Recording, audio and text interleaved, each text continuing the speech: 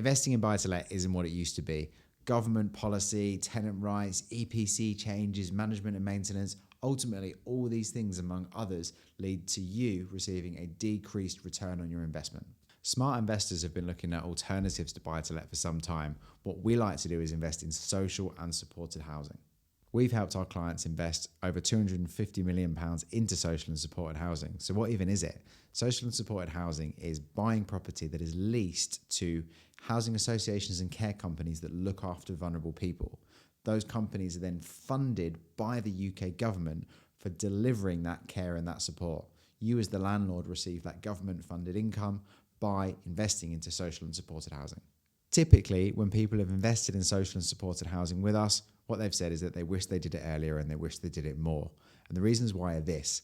They're still buying property like you would be in buy-to-let, but it's without the headaches. There's no management, there's no maintenance, and they're actually getting a higher return than they would in their buy-to-lets. We asked our clients what was important to them when investing in social and supported housing. Click the first link in the description to find out exactly what they said. There are several steps that you have to go through when investing into social and supported housing. First of all, we must find some properties. Not any property will do. We must make sure that the property is suitable for supported housing. Once we've found a property, there's a few things that we need to do. We need to make sure that the local authority approves that the property can be used for supported housing. We need to make sure that the provider that you want to lease the property to is a good provider. They're set up in the council already on the framework. They're already delivering services in the area, and we think they're going to be able to use that property for the length of the lease sustainably. The third thing we must do is make sure that the rents are approved. This means we send a document to the local authority. They send something back to us and says, yes, the rent that you're charging for your property is fair and sustainable. Once that's done, we need to agree the lease. Your property will be leased to a supported housing provider. This is a contract between you and them, similar to a commercial lease on a property, and it just outlines how much rent they're going to pay you, what their obligations are, what your obligations are, and it's really the terms of your agreement with them. Each of the housing providers that we work with will have a different specification for their property. It might just be the type of finish, but it could be as far as having disabled access and other things that are specific to the type of tenants that they'll need in that property. So we must renovate the property specifically for the provider that's going to be leasing your property, which is going to be specifically for the people that are going to be living there. We've sourced the property, we've checked that it's approved, that the rent's approved, that the provider's approved, we've agreed the terms of the lease, we've renovated the property to the correct specification. All the work is now done, and it's time for you to start receiving the rental income on your property. When it comes to investing in buy-to-let versus social and supported housing, there's a few key differences.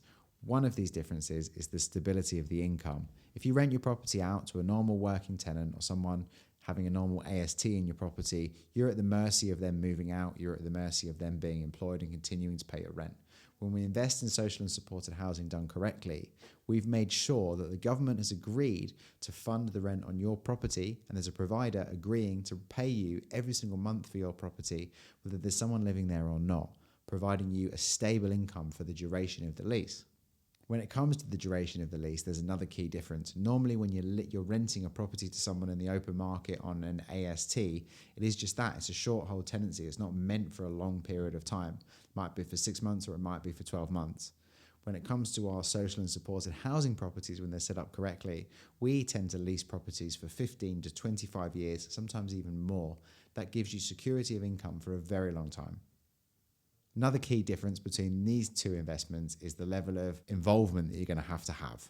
When it comes to buy-to-let, you're going to be there for the management, the maintenance, the tenant issues, the letting agent calls, all of those things. When it comes to correctly set up social and supported housing investments, you shouldn't have to be involved at all. It should be completely hands-free from the moment it's set up correctly. And lastly, and the most important point, the real difference that makes this investment different is that it delivers a positive social impact to the person that lives in your home. And that's a difference that can't be quantified with a buy-to-let. The biggest doubt and the biggest question that people have when they're buying a supported housing property typically is, how can I be sure that my rent's actually going to get paid for the duration of the lease? So we do this in a few ways. We make sure that the setup of the investment follows the same process every time. And this is how it works. We make sure that the local authority approves use of your property as supported housing. That's step one.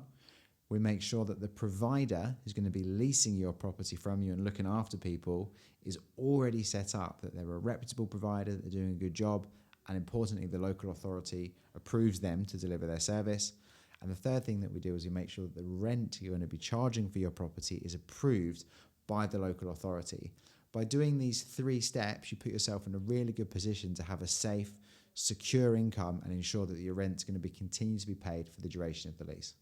Those are some key differences between investing in buy-to-let and supported housing.